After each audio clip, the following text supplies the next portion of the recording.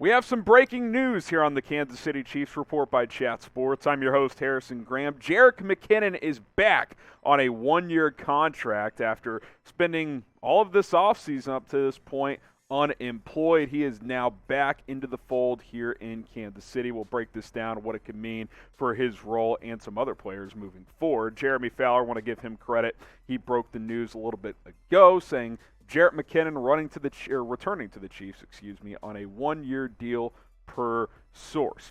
My initial reaction is I like this move quite a bit. I said it a month ago or so. I'd say that I think the Chiefs should bring back one of Darrell Williams or Jerick McKinnon, and I kind of liked the McKinnon idea more because Ronald Jones, kind of that bruising type of back, I thought that kind of filled the void left by Darrell Williams, and now you bring back Jerick McKinnon, who can catch the ball a little bit, do some different things for you out of the backfield. So I like this move quite a bit. I think he'll be a nice piece in this backfield, gives you more depth at the running back position with mandatory minicamp upon us and, of course, training camp coming next month. Are you happy that Jerick McKinnon is back with the Kansas City Chiefs? Type Y for yes. Type in for no. Let me know what you guys think down in the comments. Are you happy to see Jerick McKinnon back in KC?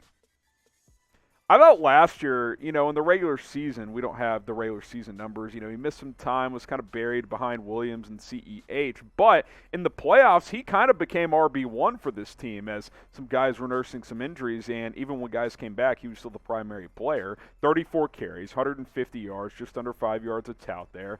14 receptions, 165 receiving yards. Also added a receiving touchdown in the playoffs. I remember that Steelers game in the wild card round. He was absolutely tremendous. But overall in the playoffs, he was the go-to guy. He was great for this offense and a great reliable check down option for Patrick Mahomes, and I think more than a check down guy. He's not just the guy that, hey, if the play breaks down, we'll dump it off to you. You can design plays, whether it's in the screen game or, some wheels out of the backfield, that you can throw the ball to Jerick McKinnon and get him involved. And he showed in the playoffs, after not getting a ton of carries in the regular season, that, he's not someone you're going to give the ball to 20 times a game via the handoff, but you can give him 8 to 12 carries per game, and he can give you some of that punch as well. Not just a scat back. He can run between the tackles. He does a little bit of everything, which is why, A, I'm surprised he wasn't signed up to this point, and B, why I'm happy to see him back in Kansas City.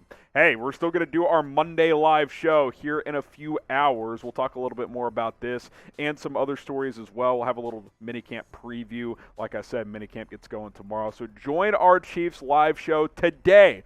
4 o'clock Eastern, 3 o'clock Central Time. Make sure you guys are subscribed because we have you covered on the latest Chiefs news, rumors. When breaking news happens, we do videos like this one. But we're not tapping out just because this video happened today. We'll still go live today, 4 o'clock Eastern, 3 o'clock Central Time. Do not miss the Kansas City Chiefs Report live here on YouTube. And also, we'll be live on Rumble as well, rumble.com/ChiefsTV. We're publishing all of our content over there. If you want more Chiefs videos, you can follow us on Rumble, rumble.com/ChiefsTV. We'll be live over there. More Chiefs news and rumors can be found on that platform, so give us a follow, link in the comments and in the description. All right, you look at this running back depth chart now. I think this is how I would update it, and I think it's very much in flux. I'll put Edwards-Helaire RB1, but again, I don't know how much that label really is going to matter. Ronald Jones, obviously, free agency addition from a few months ago. Got him at RB2. Jerick McKinnon as RB3, but I think there will be games where all three of these guys will be that top back. I also think CEH is going to have a short leash as RB1. I do think when the Chiefs tee it up against the Cardinals in Week 1, he will be the first running back on the field, but I don't expect him to be a guy that gets 25 carries per game. I think that the Chiefs will largely go with the hot hand. I think they'll largely go with whoever is playing the best that game. Doesn't really matter who's in that huddle first to start these games. I think at the end of the day, they're going to mix and match, and a lot of guys are going to get a lot of different opportunities, including a guy like Jerick McKinnon, who is obviously now in the fold for the Kansas City Chiefs. So it's going to be very, very interesting to see what this running back unit looks like. I do think it'll be a running back by committee. I think that is something we will very much see. Now, who do you think will be the best running back for the Chiefs this year? Type H if you think it's going to be Clyde Edwards-Helaire. Type J if you think it's going to be Ronald Jones. Type M if you think it'll be Jerick McKinnon. Let us know in the comments who will be this team's best running back this year. And like I just kind of mentioned, it's going to be a committee. This is not going to be a guy. Sure, there might be outlier games where, hey, Ronald Jones is high. He might get 20 carries this game. Or Jerick McKinnon's making a bunch of plays, and we're down right now. He's our best receiving back. He's going to get 10 catches. There could be those type of games, but I think, there's going to be a lot of rotation. There's going to be a lot of opportunities for different guys to keep players fresh and give them opportunities week in and week out. And I think that's a good approach for the way this offense is built. I will say this with this signing.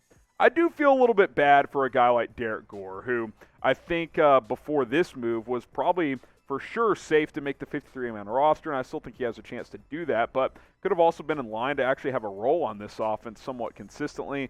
Got to feel like that's a little bit on the back burner now. So, look, he'll get a chance to compete. You got minicamp this week, training camp next month. Still opportunities for him. And, rookie Isaiah Pacheco out of Rutgers. But now with McKinnon back, you feel like he's probably going to make this team and have a role in this offense. Speaking of minicamp, let's talk a little bit about this, and then we'll break down minicamp more on our live show later today. So be sure to subscribe. But it starts tomorrow, June 14th through the 16th.